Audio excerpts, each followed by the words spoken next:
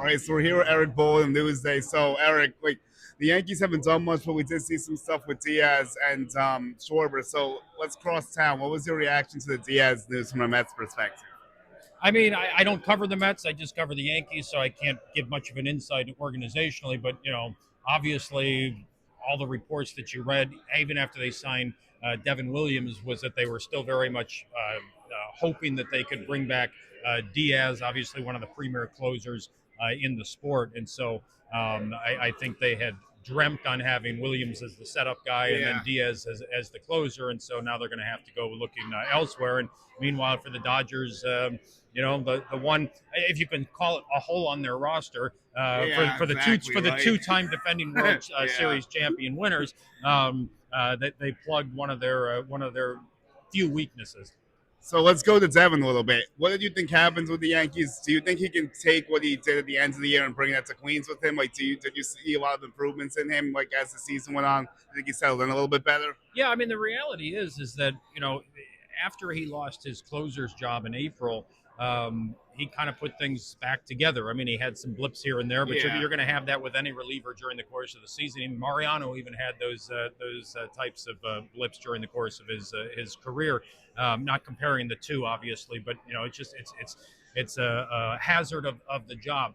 The reality is with Devin Williams going into the postseason last year for the Yankees, you could argue, and I would argue, he was their second most reliable reliever besides David Bednar, and you'd probably throw Tim Hill into that mix as well. But Williams had really turned it around, and I can tell you, and just because I've seen some stuff about Williams in the Yankees clubhouse, and his sour mood and things like that. I can tell you with the way that he turned his season around after the start that he had, getting booed off the mound, getting booed when he came onto the mound at Yankee Stadium, the fact that he was able to do what he did to where he was their second most reliable reliever going to the postseason went a real long way in the clubhouse. He was super popular in there with his teammates, with the staff, etc. Personally, from a professional standpoint, I like dealing with Devin, and I think the Mets got a good one. Okay, so let's go to the Yankees. Are you surprised by the lack of activity? Are they really clamping down this budget? Do you think? What do you actually think is going on behind the scenes? Maybe. Well, I've covered this by my 18th year covering the Yankees, so I've been to a lot of these winter meetings, and I've been to plenty of winter meetings where a lot of players come off the board, and I've been to winter meetings like this where it's kind of everyone's slow out of the gate in terms of securing players.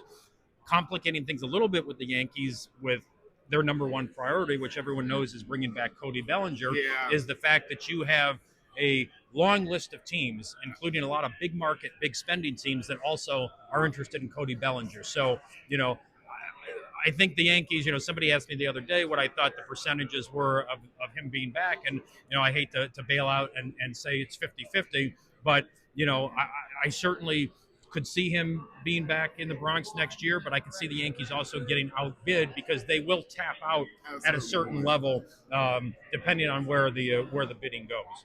Okay, so do you think Tucker's not even a thought for them? There's no chance it happens. Do you think there's any shot it happens if Bellinger slips through? Maybe.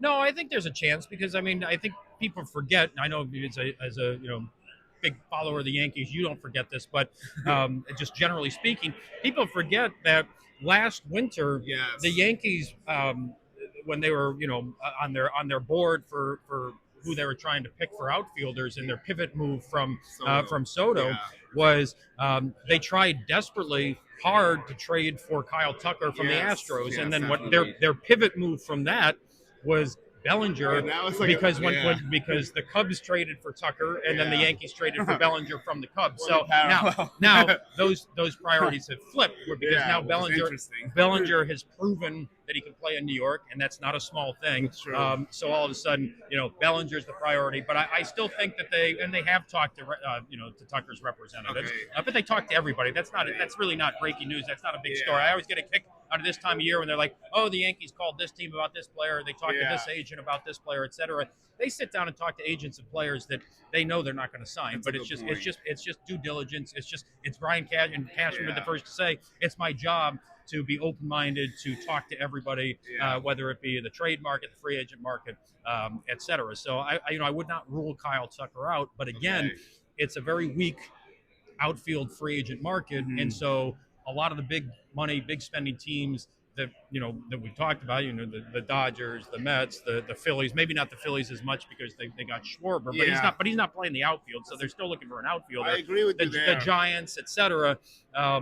The teams that lose out on Bellinger will be interested in Tucker too. So the price I don't think is going to, and Tucker still could end up getting more than Bellinger does. But Yeah. no, I wouldn't rule the Yankees out on that. And to answer a question you had said earlier about the budget, look, it's a real thing that Hal wants to bring payroll down, Sure. but this organization is also very image conscious. They've seen what the Blue Jays already have done, who, as Aaron Boone so eloquently said yesterday, kicked our ass last season. We were The there. Blue Jays have been aggressive so far in this early in this offseason.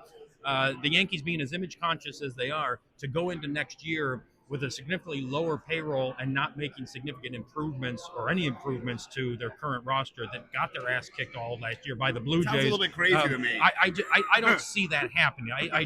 So the truth is often in between. So people thinking that that Hal is going to bring the payroll down to 250 million or something like that. I see it very difficult for them to have it under 300 million for next year. Maybe in years after that, maybe after the new CBA, et cetera. But are you going to get any kind of an offer like you had last year with Juan Soto, $760 million? No, absolutely not. And you're not going to have huge expenditures, but they're going to spend some money. I am agreeing with you on the Tucker stuff because it's interesting to me. Like, they were going to trade from last year. I don't think he's done anything to like really sour his image that much. I know he was hurt. The numbers weren't the best, but like when you look at Cody, his numbers weren't the best through the field. When you brought him to Yankee Stadium, the numbers got a lot better. So I can see something similar happening there. Are they worried about the defensive fit maybe? Because like I know they like Cody's defense. That's been mentioned a lot. But I also want to talk on some pitching. Do you think like the Yankees are actually going to pursue any type of starting pitching? Like even if it's not the top of the market, do you expect like a lesser name maybe? Oh yeah, absolutely. I mean, Brian Cashman on the record, and they usually are not explicit with what their needs are. But Cashman said, "Yeah, I'm looking at the starting pitching market," and as he said we're vulnerable at the front end of our rotation at the start of next year because 3 of their starters are going to start the year on the injured list. Garrett Cole, Carlos Rodon, Clark Schmidt, all are expected back at some point next year, but they're going to start the season on the injured list. And you're also making an assumption that all 3 of those pitchers' rehabs are going to go with smooth sailing and with no setbacks. Probably and having not. covered this sport for a very long time, so. I can tell you that, and the Yankees know this and operate the same way because it's common sense. You can't assume that there aren't going to be any setbacks. So, do I expect an outlay like the Blue Jays just made for Dylan Cease, 7 years, $210 million? No, I don't think the Yankees are going to play for anyone on that level. And there's nobody really left probably that's going to get 210 or whatever. But yes, I would be shocked if the Yankees either didn't sign a starting pitcher or trade for one before the start of spring training. So last year we talked about Durbin. He ends up getting shipped out. How do you feel about Spencer Jones this year? Do you think the Yankees want him, or do they want to trade him? Is it a hype trade again, or do you think they're actually going to go in with Spencer? I mean, I don't think they're looking to get rid of him, but depending on how the dominoes fall with the free agents, with some of the significant needs that they have on this roster, Jones, while his stock is not as high as maybe it was a year ago at this time, or certainly 2 years ago at this time, he still, having talked to a lot of other organizations, scouts, executives from other organizations, I can tell you he still is a piece that the teams would be interested in. So for it would be a mega deal. It would be something, a deal of significance. So, do I expect him to get traded? Not necessarily, but I certainly wouldn't rule it out either. The Yankees are still very high on him. But the strikeout percentage, which everyone knows about with him, has not dramatically improved since his first year in rookie ball, which has taken a little bit of the bloom off the rose for Spencer in terms of people's expectations for him. But he still is pretty highly regarded, by the Yankees and in the rest of the industry. And he would be, he could be the centerpiece for a deal. But are the Yankees walking around the winter meetings telling people, hey, we're looking to trade Spencer Jones? No. Okay. So I'll end with this. Like, speaking of trades, is there a target maybe like that they've been trying to go get? Like, is it Brendan Thompson have any substance you think, or like maybe an Alcantara from Miami, because that's been brought up before? I know there's been like conflicting stuff with that. There's, beyond Bellinger, there's no real, target that you would say that like, we need to go get this guy. I mean, it's what, what fits their needs. Look, I mean, they've talked to Michael King's agent.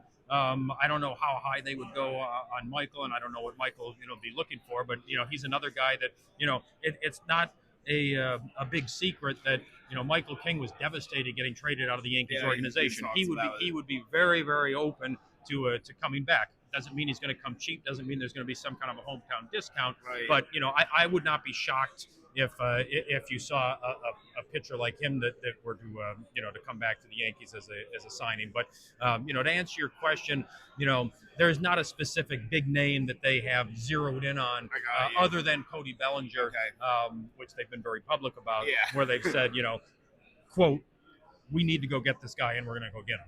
Yep. So, Erik, thank you so much. I always love catching up with you at the winter meetings and other events. So enjoy the rest of it. And next year's winter meetings will be on us before we know it, and we might be talking about a potential work stoppage. Yeah, I know. We might even have it, unfortunately. So it might be 2 years, but I'll catch you in spring training, hopefully. Thanks, Julian. Good talking to you as always.